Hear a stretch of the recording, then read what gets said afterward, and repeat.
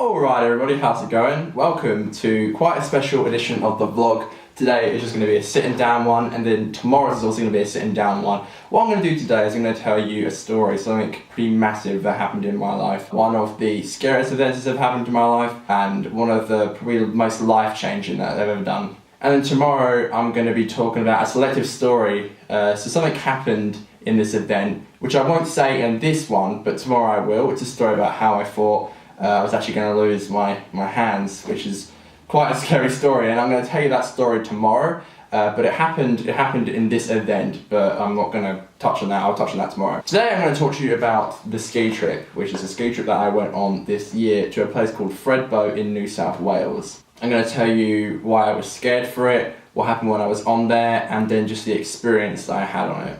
So first off, let me put you into perspective. I went on the ski trip on July the 2nd of this year. Now let me tell you, the entirety of the time moving up to the ski trip of this year, from January all the way up to July, I was petrified for this trip. Like, completely and utterly scared. Not because I hated planes, and not because I hated snow, or I was worried about skiing, or I was worried I was going to break my leg. I had friends going on the trip, now don't get me wrong, like there's probably some people watching this now who I went on the trip with, who are my close friends, but they had their friend group who, you know, I wasn't really close with at the time, so I was scared to go. My main group was not going. It was just some people in my year who I'd never really gotten a chance to, you know, be close with. Like I said, there were people going who were my friends, but like I said, they had their own group, you know, so I felt really scared because I thought that I would never fit in. I thought when my friends were with their friends, it'd be really awkward me just being there because, you know, I can be a bit like that when there are people hanging around my group who aren't part of my group. I'm kind of just like, oh, okay, that's a bit weird. So for the entirety of the year, I was feeling pretty down, and one of the big reasons for me feeling down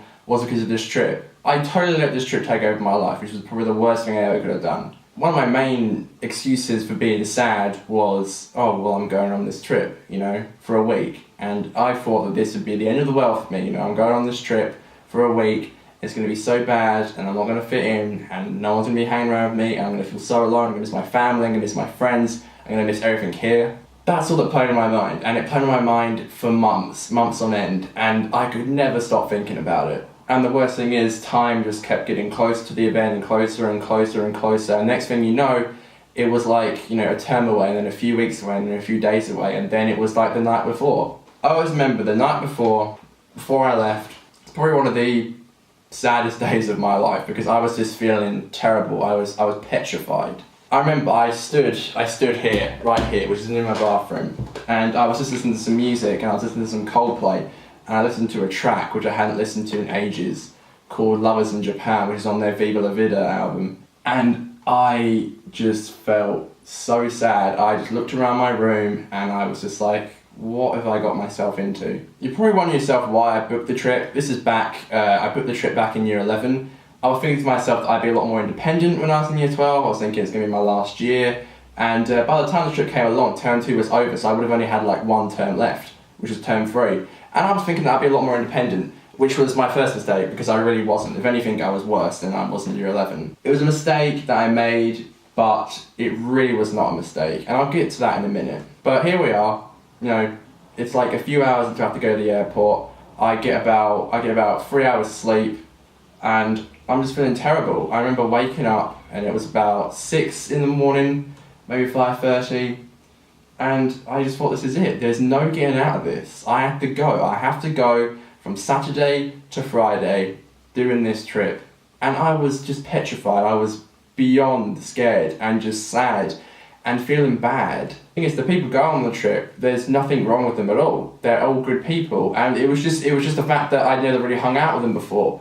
You know, I've been in my own group for so long, for the fact that I'd never really hung out with them enough to get to know them. So I went to the airport, and I remember just walking up to the group, and before we went up to them, it was just me, my mum and dad, and they were like, you're going to have a good time, and I was like, I'm not going to have a good time. I'm not going to have a good time at all.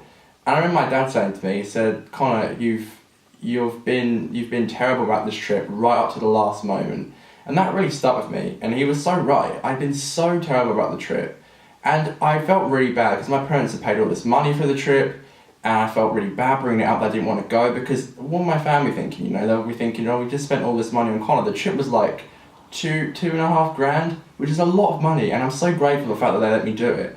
And that was really bad of me to make such a massive scene out of it, and it was really, really bad of me. I remember saying goodbye, and I just said to him, I was like, look, you just gotta go, because if you stay here any longer, I'm just gonna want to go back with you, so please, can you just go? I said goodbye, thank you, and I said, please, just can you go before I start getting upset? So they left, and then I went over to this little group of people who I've known for years, but never really went and spoke to before. I had like 3 people there who were my close friends, but what you gotta remember is that this is a group who I wasn't really with before, and I'm a bit funny with that. Like, I can be a bit socially awkward, like anxiety was really playing up on the trip. When I went over there, although I had these 3 people, I still found it hard to fit in. But that didn't last for long, but this is still the first day. And on the flight over, I wasn't feeling too bad. I was feeling a bit funny, I don't know. And for the first night, we had to stay about 2.5 hours away from Fredbo, because we just got off our flight and we went for like a half an hour drive, and then we were at this little hotel which we were going to stay in for one night. I went into my room, and at the time, only one of my friends was in the room, and then I was with 2 other boys. Actually, I was with 3. One other person stayed just for the first night in the hotel, but when we got to Fredbo, it was just the 3 other boys and me. And at the time, I didn't really know these boys very well, and I just walked in and I was like, I don't know how I'm going to do this. And I remember leaving the room and calling out my mum and being like, I don't know what to do. I'm so out of my comfort zone right now. I feel terrible. And I remember mum saying to me, she's like, just talking to me through it and said, look, Conor, you just got to do it. It's going to be okay. And I did it, and I went back and we had dinner and we went to bed. And look, I'll give them this. When I went to bed, things got a lot better. Like, the banter in the room was really funny and it was really good, and I was really tired, so I went to bed pretty early.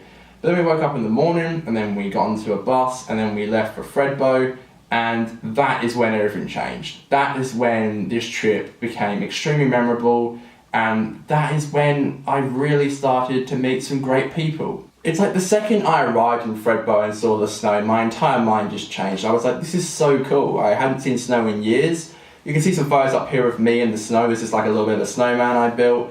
This is a woman taking a picture of the snowman for one of her children. There's a photo of me at the Fredbo River. I had a hotel room with 3 of the boys from my previous hotel room. One of them was only in there for one night, I think because of like room changes and all that. But it was really fun because the people in the room bought like a toaster or not. As you can see in this video here, they bought a toaster. Oh, hell yeah. And that day we went skiing, and skiing was so much fun. It was so much more fun than I imagined. I was in the beginning group because I'd never actually skied before, but what a laugh it was. I went to bed that night and I was in the room, the hotel room with the 3 boys, and I cannot stress enough to you about how fun this was. The best part of the trip was just the hotel room at night. When everyone else went to bed, it was me and these 3 boys, and it was so funny. The banter was on point, everyone was getting roasted left, right and centre. Just honestly, so funny, and it was the best part of the trip. I woke up in the morning like a new man. I felt so much better about things. This little group that my friends were hanging out with, I started to fit in with them and actually join in the conversation and feel natural. I started doing these little things called souls. Like, have you ever seen The Martian? They don't call it days, they call it souls, like when they're on Mars. So my friends knew I didn't really want to go, so I would make fun of like myself and put soul 2, so that's day 2. And I made these little snapshots every single day. I made a new soul. So this is soul 2. Soul 2 on this ski trip. I'm in a bathroom. I've got sunburn at a ski trip. How? Also got footage of me in the snow when I was actually like, there was like a massive bit of ice and I was just smashing on it.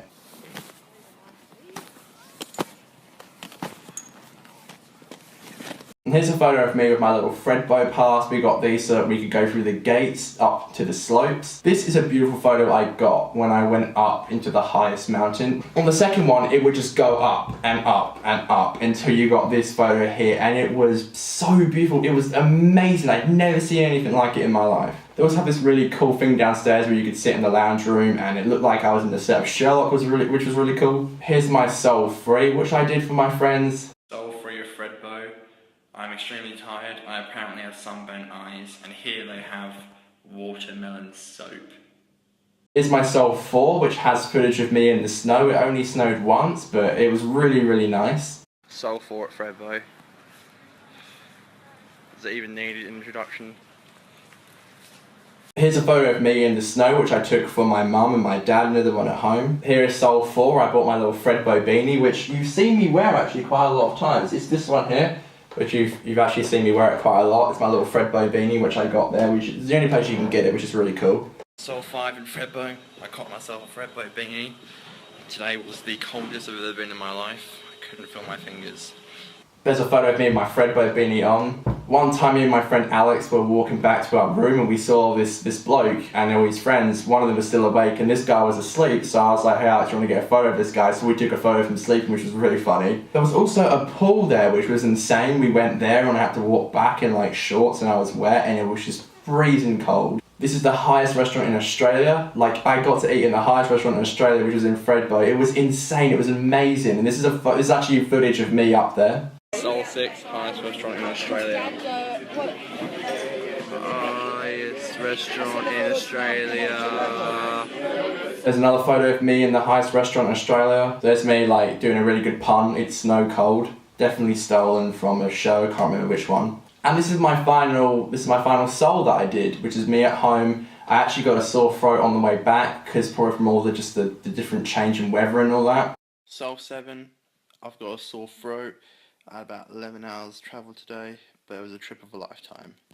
But it was insane, it was incredible. The last thing I ever thought would come out of this trip was me having a good time. I remember calling up my parents and saying, I can't believe how it's changed. Everything is so good, the people there were lovely, it was such a good laugh. It wasn't amazing all the time. There were times where I felt a little bit out of my place, but nothing was as bad as that first night. That first night was really off-putting and just scary. I completely judged it from its first day. There were some amazing people that went. I had just the adventure of a lifetime. The skiing was just completely insane. A lot of people actually ended up hurting themselves. I even saw 2 of the 3 injuries happen. Luckily I didn't hurt myself. I won most improved from skiing. I got to ski on like all 3 of the levels. Like I got to do, like they have black runs, which are the hardest ones. I did the first one of the black run on my last run and I did that and I didn't fall over and I felt really good about that. Fredbo was such a beautiful place. I got some photos here that some people took on the trip. These aren't from me, as you can probably tell because they're really good. I don't know who did them, but whoever did them, thank you very much. They're lovely. They got put in a little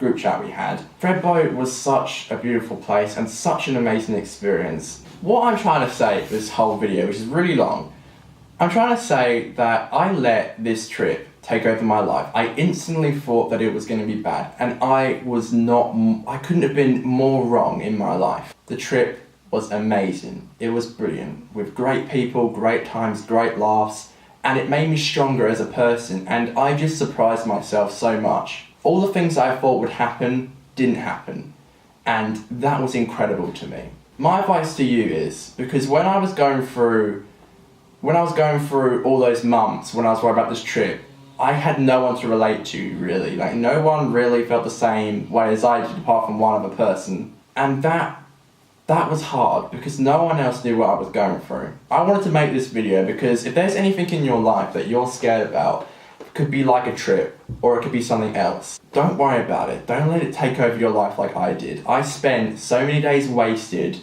just in self-pity because of this trip.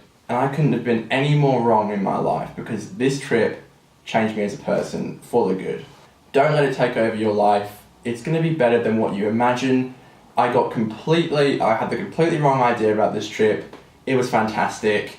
I'm so grateful that I got to go. And when I came back, I felt really good with myself. I thought, I got a sense of achievement. It's a great story to tell, and I can't wait to tell you my little side story about how I thought I was going to lose my fingers/hands. That's going to be tomorrow's one. That's a very interesting story. You're going to see a very bad photo of me up in the slopes with snow all over me. It's a very interesting story that I wanted to tell, but I didn't want to tell it in this video because the idea of this video was telling you about how you shouldn't worry about events because it's all going to be okay. Anyway, that's going to do it for this one, guys. Thank you so much for watching this extremely long video. I hope you did enjoy. Thank you to everyone who went on the trip with me. If you are watching, I don't know if you are. It really was a life-changing experience and I'm very grateful that I did it. And I'm sorry that I judged this trip just before I went. That's probably one of the worst things I ever did and I got proved so wrong. You know what? I'm happy that I got proved wrong.